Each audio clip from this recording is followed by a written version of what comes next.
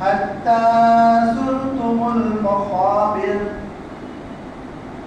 كلا سوف تعلمون ثم كلا سوف تعلمون كلا لو تعلمون علم اليقين لترون الجحيم ثم لترونها عين اليقين ثم لتسألن يومئذ عن النعيم صدق اللہ العلی العظیم۔ پناہ مانگتا ہوں میں اللہ کی شیطان مردود سے، اللہ کے نام سے جو بے انتہا مہربان اور رحم فرمانے والا ہے۔ تم لوگوں کو زیادہ سے زیادہ ایک دوسرے سے بڑھ کر دنیا حاصل کرنے کی دھن نے غفلت میں ڈال رکھا ہے، یہاں تک کہ اسی فکر میں تم لبے گور تک پہنچ جاتے ہو۔ ہرگز نہیں، عنقریب تم کو معلوم ہو جائے گا۔ پھر سن لو کہ ہرگز نہیں، عنقریب تم کو معلوم ہو جائے گا۔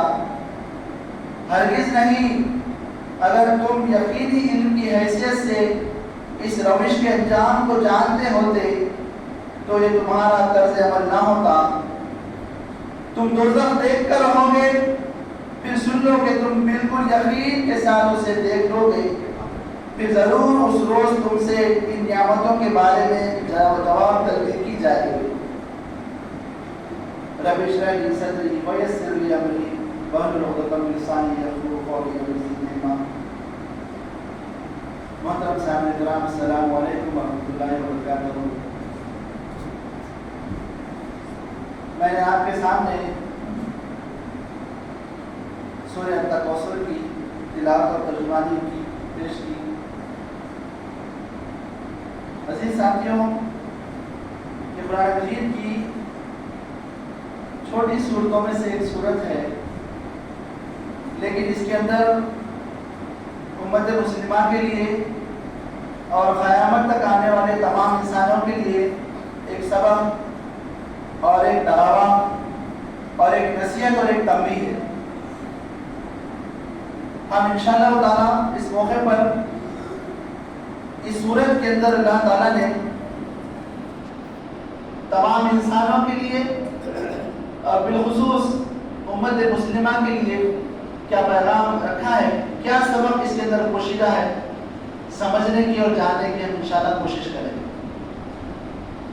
ترجمے سے آپ کو اندازہ ہو چکا ہوگا کہ اس کے اندر انسان کی نفسی خواہشات، اس کی غفلت اور اس کے پیچھے دوڑنا اور اسی میں منہمک رہ کر آخری دم تک ملوث رہنا، پھر دوزخ کا تذکرہ اور اس کے بعد حشر میں نعمتوں کی جواب طلبی کا ذکر اس کے طرف کو ملتا ہے۔ آپ اس کا جب مطالعہ کریں گے تو کیونکہ اس کے اندر 8 آیتیں ہیں، میں نے قرآن مجید کا جب مطالعہ کیا تو اس سورت کو جب انتخاب کیا تو میں نے دیکھا کہ اور کون سی آیتیں ہیں، سورتیں ہیں جس میں 8 آیتیں ہیں۔ اس کے اندر 8 آیتیں ہیں اور دوسری صورتیں ہیں جس کے اندر 8 آیتیں ہیں۔ جب اس کا میں نے مطالعہ کیا تو میں حیران رہا کہ اس کے اندر بھی اللہ تعالیٰ نے آخرت کا تذکرہ ضرور کیا ہے۔ میں آپ کے سامنے مختصر طور پر صورتیں رکھتا ہوں۔ اگر آپ علم نشرح کا مطالعہ کریں گے، 4 صورتیں اس کے علاوہ ہیں، علم نشرح، التین، البینہ اور زلزال۔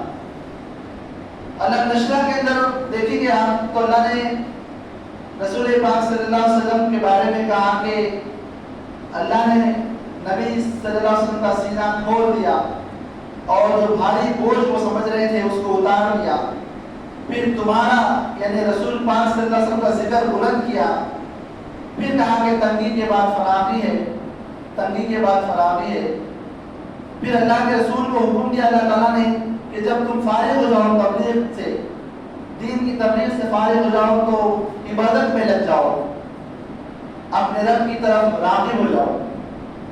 اللہ کی طرف راغب ہونا، عبادت کرنا، آخرت کی یاد کیا جس سورت کے اندر میں ہم کو نظر آتی ہے۔ سورہ 3 میں اللہ نے فرمایا، قسم کھائی اللہ نے، انجیر کی قسم کھائی، زیتون کی قسم کھائی، طور سینا اور پرامن شہر مکہ کی قسم کھا کر اللہ نے کہا کہ ہم نے انسان کو بہترین سانپ پر پیدا کیا، پھر اس کے بعد واپس پلٹا دیا کہ نیچوں سے نیچ کر دیا اس کو۔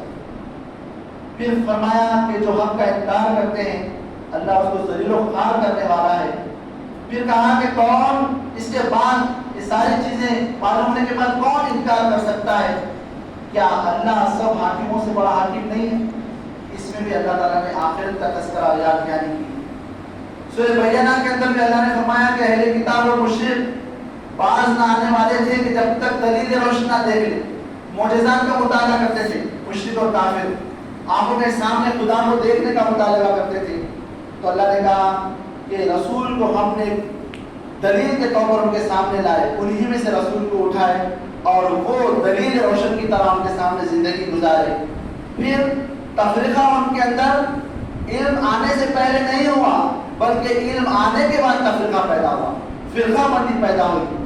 حق کا علم آنے کے بعد وہ گروہ میں تقسیم ہو گئے۔ پھر تمام رسولوں کا کام دین کو پہنچانا اور پھیلانا ہی تھا، اور اللہ نے آخر میں کہا کہ نہ ماننے والوں کو جہنم کا عذاب ہے اور وہ ہمیشہ ہمیشہ اس میں رہیں گے، اور جو ماننے والے ہیں وہ جنت میں اللہ تعالیٰ ڈالے گا۔ اس کے ترتیب ان 8 آیتوں میں وہی سبق ہے۔ سورہ زلزال کے اندر آپ دیکھیں گے تو دلوں کو گھمانے والی، روکٹے کھڑا کرنے والی آیتیں ہیں۔ اللہ نے فرمایا کہ زمین جب ہلا ڈالی جائے گی، اللہ کا حکم ہوگا تو وہ سارے جو ہے اعمال یعنی اپنے بوجھ نکال کر باہر پھینک دے گی، اور انسان حیران ہوگا اور پریشان ہوگا کہ اس کو کیا ہوا ہے۔ تو اللہ نے فرمایا کہ تمام انسان کے اعمال اس وقت سامنے لا کر رکھ دیا جائے گا، پھر جس نے ذرا برابر نیکی کی ہوگی وہ اس کو دیکھ لے گا، اور جس نے ذرا برابر بدی کی ہوگی وہ اس کو دیکھ لے گا۔ دیکھیے ان 4 صورتوں کے اندر بھی اللہ تعالیٰ نے آخرت کا پیغام رکھا ہے، اور یہ جو 5ویں سورت جو 8 آیتوں پر مشتمل ہے وہ ہے سورہ التکاثر۔ آئیے ہم شان نزول کے بارے میں اور اس کے اندر جو موضوع اور مضمون چھپا ہوا ہے اس کی طرف آتے ہیں۔ شان نزول کے بارے میں مفسرین نے لکھا ہے کہ یہ مکے کی ابتدائی صورتوں میں سے صورت ہے۔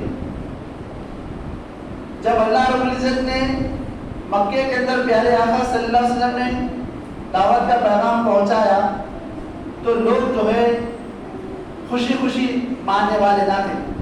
آج بھی آپ دین کی تبلیغ کریں تو کوئی خوشی خوشی نہیں مانتے، تو لوگوں نے انکار کیا، تانے دیے، خاندان کے لوگوں نے ان کا انکار کیا، بائیکاٹ کیا، مارا پیٹا اور رسوا کیا۔ اس موقع پر اس زمانے کے جو لوگ تھے، ہم دیکھتے ہیں سیرت کی کتابوں میں ہم پڑھتے ہیں کہ انہوں نے اللہ کے رسول صلی اللہ علیہ وسلم کے ساتھ کیا کیا۔